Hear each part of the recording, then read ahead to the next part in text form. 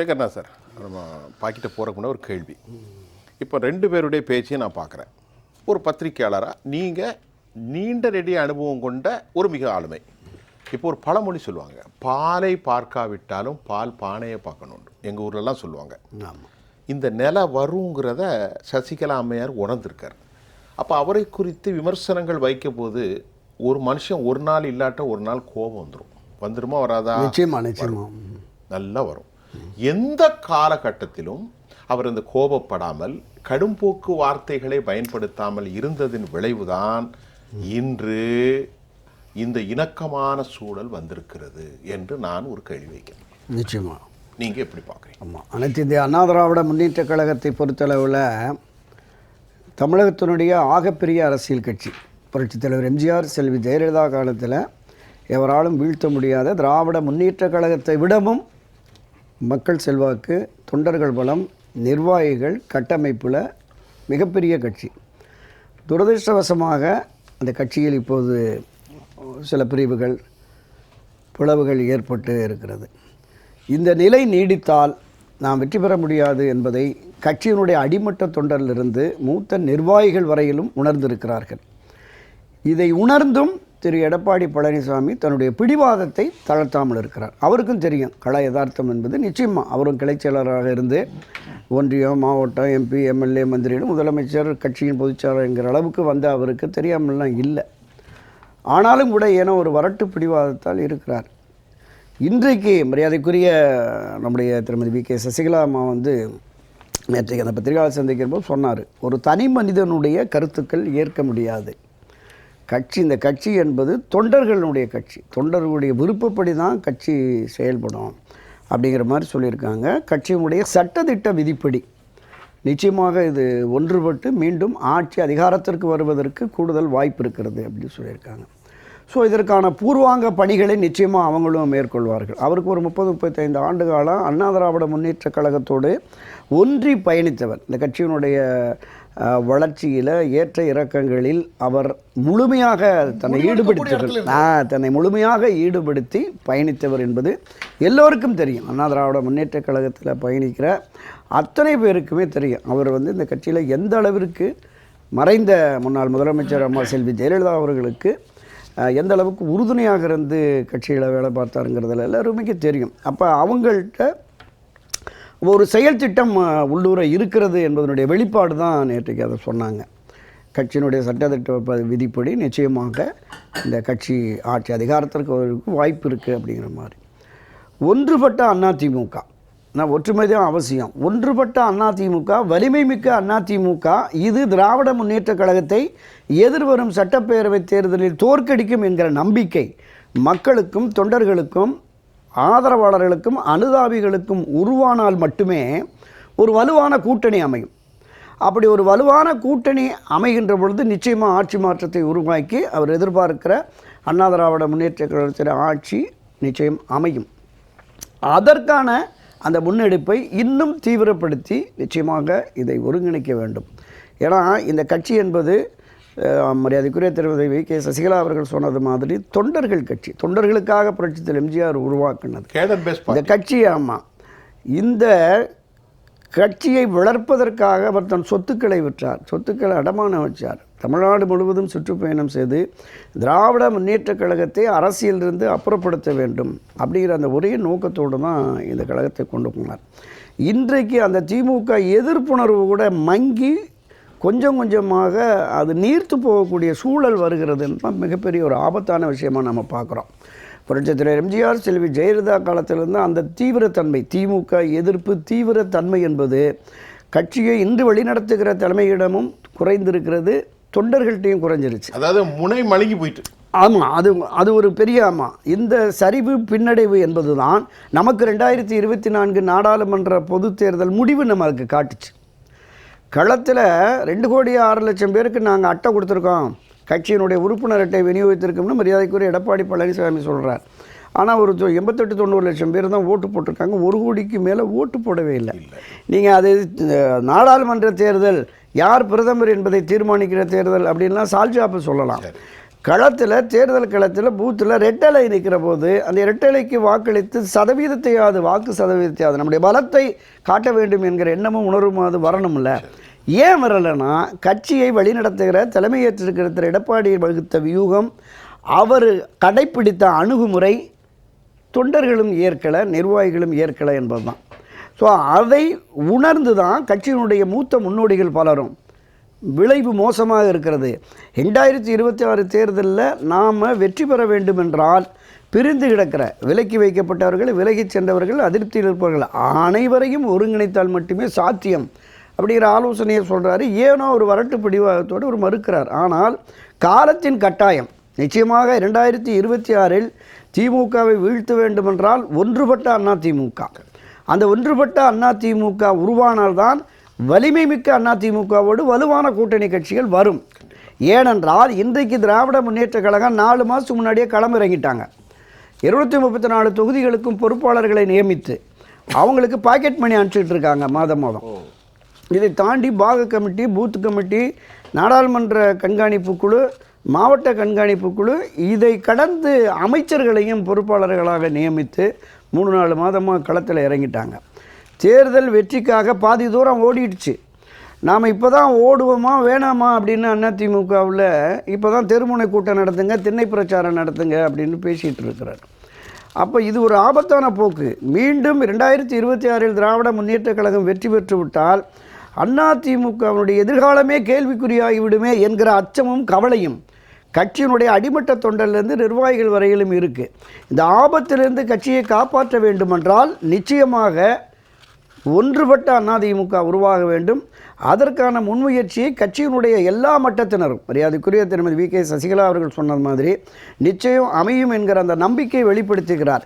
இந்த நம்பிக்கை அவருக்கு வருவதற்கு காரணம் அதற்கான பூர்வாங்க பணிகள் ஏதோ நடைபெற்று கொண்டிருக்கும் அப்படிங்கிற மாதிரி தான் நான் பார்க்குறேன். இப்போ கேட்டுட்டு நம்ம 2 பத்திரிகையாளர்கிட்ட போவோம். வானத்தில் இன்றைக்கு சென்னையில் ஒரு சம்பவம் நடக்குது. தூத்துக்குடியில் மழை பொழியும் அப்படின்னு அறிவிப்பு வந்தது. இன்று காலை சென்னை ஆலந்தூரில் 36 நிமிஷம் மழை பெய்யுது. மேகங்கள், எல்லா மேகங்களும் மழை பொழிவதில்லை, ஆனால் மேகமூட்டமாக இருக்கும், அப்படித்தானே? ஆனால் இன்றைக்கு அம்மையாரை சுற்றி இன்றைக்கு இருக்கக்கூடிய எழுச்சியும் இந்த கருமேகமும் கடும் மழையை, செழிப்பான மழையை அது கண்டிப்பாக குளிர்ச்சி தன்மை கொடுக்கும் அப்படின்னு எதிர்பார்க்கிறார். எப்படி பார்க்கிறீர்கள்? நிச்சயமாக சிறந்த நல்ல உதாரணம். நம்முடைய அருமை நண்பர் பாக்கி ஒரு கதை சொன்னார், நானும் ஒரு கதை சொல்லிடுறேன். நம்ம ஸ்கூலில் படித்தது தான் இந்த எருது சிங்க கதை. ஒரு 4 எருதுகளும் ஒன்றாக ஒரு இடத்தில் மேயும் பொழுது சிங்கம் அந்த எருதுகளை அடித்து வீழ்த்துவதற்கு பாயும். ஆனால் 4 எருதுகளும் சேர்ந்து சிங்கத்தை ஓட ஓட துரத்திவிடும். ஆனால் அந்த மேய்வதில் இருக்கிற பிரச்சனைகளில் எருதுகள் தனித்தனியாக மேயும். ஒரு எருதை சிங்கம் தாக்கும் பொழுதும் மற்ற 3 எருதுகளும் அது கண்டுகொள்ளாமல் விட்டுவிடும். இப்படி ஒவ்வொன்றாக அடித்து 4 எருதுகளையும் சிங்கம் சாப்பிட்டு விடும், குதிரைவிடும். அதுதான் இன்றைக்கு நடக்கிறது. ஒன்றுபட்ட வலிமை மிக்க அதிமுக தான். ஒன்றுபட்டால் உண்டு வாழ்வு என்று நமக்கு தொடக்கத்திலேயே பள்ளியில் சொல்லி கொடுத்துருக்காங்க. எனவே அந்த நிலைப்பாட்டிற்கு அண்ணா திராவிட முன்னேற்றங்களை கொண்டு வரணும். நம்முடைய அருமை தம்பி ஆர்வலன் இளந்தமிழ் ஆர்வலன் விதி தொடர்பாக சொன்னார். 1974ஆம் ஆண்டு தான் அண்ணா திராவிட முன்னேற்ற கழகத்தினுடைய முதல் பொதுக்குழு நடைபெறுகிறது. 72 அக்டோபரில் கட்சி தொடங்கி ஏறத்தாழ ஒரு 30-40 பேரை நியமனமாக புரட்சித் தலைவர் எம்ஜிஆர் போட்டார். அந்த 74 நடைபெற்ற பொதுக்குழுவில் தான் அதிகாரப்பூர்வமாக பொதுச் செயலாளராக புரட்சித் தலைவர் எம்ஜிஆர் தேர்ந்தெடுக்கப்படுகிறார். மற்ற நிர்வாகிகளும் தேர்ந்தெடுக்கப்படுகிறார். அங்கே தான் கழக சட்டத்திட்ட விதிகளை உருவாக்குவதற்கு ஒரு குழு நியமிக்கிறார். அன்றைய தினம் எஸ்டிஎஸ்சி, கேஏகே, நம்ம நாஞ்சில் மனோகரன் அவர்கள், அதில் செயலாளராக பொன்னன் போன்றவர்கள்லாம் ஒரு 6 பேர் இருக்காங்க. அதில் செயலாளராக இரா மோகனரங்கம்னு முன்னாள் நாடாளுமன்ற உறுப்பினராக இருந்தார். ஆமாம், இவர்கள் எல்லாம் சேர்ந்து நம்ம மூத்தவர் NC ராகவாச்சாரி அவர்களுடைய ஆலோசனைகளை பெற்று தான் இதை கொண்டு வர்றாங்க. அப்போ மற்ற அரசியல் கட்சிகளில் உலகத்தில் எந்த மாநிலத்தில் எந்த தேசிய நாடுகளிலுமே இல்லாத ஒரு விதியாக இது இருக்கிறது என்று கேட்டபொழுது புரட்சித் தலைவர் எம்ஜிஆர் சொல்லுகிறார், திராவிட முன்னேற்ற கழகத்திற்காக நான் எவ்வளவோ பாடுபட்டேன், அது ஆட்சி அதிகாரத்திற்கு வருவதற்கு கடுமையாக உழைத்தேன். ஆனால் பொதுக்குழு என்று ஒரு 200-300 பேரை வச்சு என்னை முற்றும் முழுவதுமாக விலக்கி விட்டார்கள். நாளை இந்த திராவிட முன்னேற்றக் கழகத்தை சேர்ந்த கலைஞர் கருணாநிதி அவர்கள் அதிமுகவில் இருக்கிற ஒரு 150-200 பொதுக்குழு உறுப்பினர்களையும் விலைபேசி வாங்கி கட்சியின் பொதுச்செயலாளரை நீக்குவதற்கு கூட அவர் சதித்திட்டம் தீட்டுவார். எனவே தான் கட்சியினுடைய அடிப்படை உறுப்பினர்கள் தான் கட்சியின் தலைமை பொறுப்புக்கு வருகிறவர்களை தேர்ந்தெடுக்க வேண்டும் என்கிற விதியை கொண்டு வந்தேன் அப்படின்னு சொன்னார். இந்த விதியை தேர்தல் ஆணையம் ஏற்றுக்கொண்டு விட்டது. மற்ற அரசியல் இப்போ விவாத களங்கள்லையும் சரி, மற்ற நீதிமன்றங்கள்லையும் மற்ற இடங்கள்லையுமே ஒரு பொலிட்டிக்கல் பார்ட்டிக்கு சுப்ரீம் பவர் ஜெனரல் பாடி தான், பொதுக்குழு தான். அதனால் பொதுக்குழு எடுத்த முடிவு சரின்னு பேசுகிறாங்க. நீதியரசன் ஜெயச்சந்திரன் மட்டும்தான் அதிமுகவுடைய சட்டத்திட்ட விதிக்கு புறம்பாக இவர்கள் நடத்திய பொதுக்குழு தீர்மானங்கள் இருக்குது அப்படின்னு ஒருவர் மட்டும்தான் அதை தெளிவாக எடுத்து சொன்னார். மரியாதைக்குரிய முன்னாள் மறைந்த இந்திய தேர்தல் ஆணையத்தினுடைய தலைவராக இருந்த டிஎன் சேசன் அவர்கள் ஒரு முறை சொன்னார், நாங்கள் வெறும் தலைகளை மட்டும் எண்ண மாட்டோம், எங்கே பெரும்பான்மைன்னு எண்ண மாட்டோம், கட்சியினுடைய அடிப்படை சட்ட விதியையும் பார்த்து தான் நாங்கள் முடிவெடுப்போம் அப்படின்னு சொன்னார். இப்போ ஆமாம், இப்போ அந்த அதே ஆமாம் அதான் தேர்தல் ஆணையம் ஒப்புக்கொண்ட அந்த சட்ட விதிகளின் அடிப்படையில் தான் கட்சிக்கு இப்படித்தான் வகுத்திருக்கிறார்ல புரட்சித் தலைவர் எம்ஜிஆர். அதுதான் இப்போ அதை நோக்கி தான் இப்போ இந்த பிரச்சனைகள் போய்கிட்டு இருக்கு அப்படிங்கிற மாதிரி நம்ம பார்ப்போம். அப்போ இந்த அடிப்படையில் இந்த கட்சியை ஒன்றுபடுத்தி இதை மீண்டும் ஆட்சி அதிகாரத்திற்கு கொண்டு வர வேண்டும் என்று மரியாதைக்குரிய சின்னம்மா திருமதி வி.கே. சசிகலா அவர்கள் அதற்கு முன்முயற்சி எடுக்கிறார்கள். இந்த முயற்சி வெற்றி பெறுவதற்கு எல்லோரும் கை கொடுக்கணும். நீங்கள் அனைவரும் கலந்து ஆலோசித்து ஒரு முடிவை எடுக்கணும் அப்படிங்கிற மாதிரி தான். கட்சி முக்கியம், கட்சியினுடைய வெற்றி முக்கியம், கட்சியின் எதிர்காலம் முக்கியம் என்று கருதி தன்னுடைய சுயநலத்தை மறந்து பிடிவாதத்தை தளர்த்தி இதற்கான ஒரு முன்முயற்சி எடுக்கிற தலைவர்களோடு கலந்து ஆலோசித்து திரு எடப்பாடி அவர்கள் இதற்கான அந்த வேலை திட்டத்தை தொடங்கினால் மட்டும்தான் முடியும். இல்லைன்னா நம்முடைய சகோதரர் சொன்ன மாதிரி அவரை நீக்கி இன்னொன்று அப்படிங்கிற மாதிரியான வந்துடும். ஆனால் இன்றளவும் கூட நான் பல பதிவுகளில் நம்ம பேசியிருக்கிறோம். நான் மரியாதைக்குரிய திருமதி வி.கே. சசிகலா அவர்களை நேர்காணல் நடத்தின போது கூட கேட்டேன், மிக கடுமையாக அவங்கள விமர்சிக்கிறாங்க. அதிமுகவுக்கும் உங்களுக்கு என்ன சம்பந்தம் அப்படின்லாம் கேட்குறாங்க. மிக மோசமாக இருக்குது, நீங்கள் எதிர்வினை ஆற்ற மாட்டீர்களே அப்படிங்கிற போது, இல்லை நான் அம்மா வழியில் தலைவர் வழியில் எல்லோரையும் ஒருங்கிணைத்து செல்ல வேண்டும் என்கிற அடிப்படையில் இருக்கிறதுனால இந்த விமர்சனங்களை நான் கடந்து போகிறேன் அப்படிங்கிற மாதிரி தான் சொன்னாங்க. அப்போ இந்த நிலைப்பாடு என்பது கட்சி முக்கியம், அதுதான் அவங்க நினைக்கிறாங்க.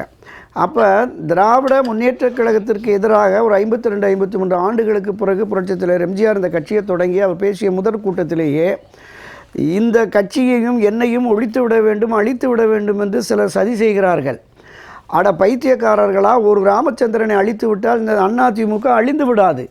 1000 ஆண்டுகளுக்கு பிறகும் இந்த கட்சி நின்று நிலைத்திருக்கும். இதோ பறக்கிறதே அண்ணாவின் உருவம் பொறித்த இந்த கொடி 1000 ஆண்டுகளை கடந்தும் பட்டொளி வீசி பறக்கும்னு பேசினார். அவருடைய முதல் பொதுக்கூட்டத்தில் பேசினார். 73. ஆமாம், புரட்சித் தலைவி செல்வி ஜெயலலிதா அவர்கள் சட்டப்பேரவையில் சொல்கிறாங்க 100 ஆண்டுகளை கடந்தும் ஆட்சி அதிகாரத்தில் அதிமுக இருக்கும் என்று பேசியிருந்தார்.